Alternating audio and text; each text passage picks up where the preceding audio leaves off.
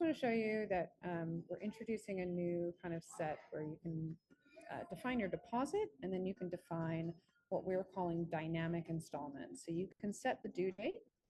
You can call them whatever you like. And basically what that means is that we are going to automatically calculate the amount of these installments based on when the customer books and how much they owe. So I'm going to show you an example here. So on checkout flow, you can see that this customer hasn't booked in yet. So it's June 11th, so the deposit is due.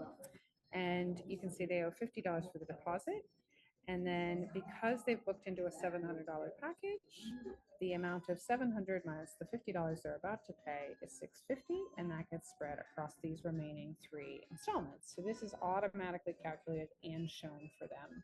So you'll notice that the next installment is June. So even though there's actually one in May, so we don't show the one in May to the customer who's booking in now in June.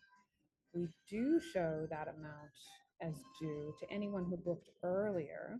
So you'll see this person booked in April, then they paid the May installment, and now they have the June installment. But you'll see they paid it a little bit late. So we do keep track of that, and we do prompt this person to pay their May installment.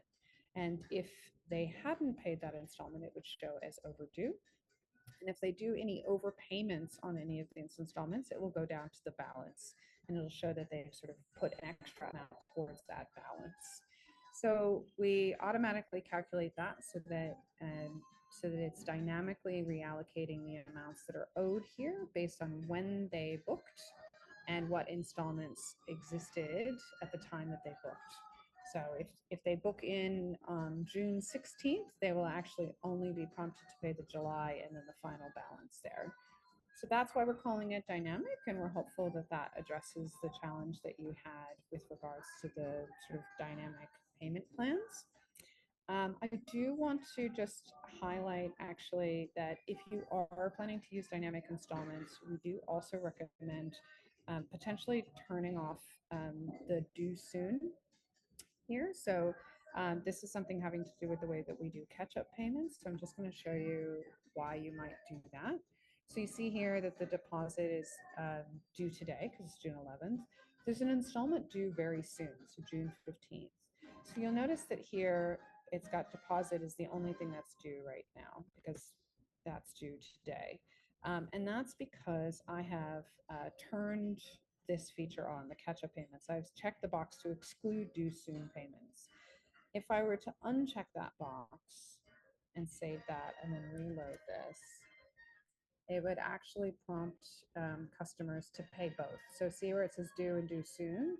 Now it's actually going to make me pay $267 right now because the June installment is due so soon. So that might be what you want. You might want catch-up to apply to the due soon payments, or you might want to exclude them from the due soon payments. That really depends on the customers and what their expectations are and what your cash flow expectations are. So just reminding you that that becomes really important when you're thinking about these dynamic installment plans to make sure you're aware of that extra option in your payment configuration.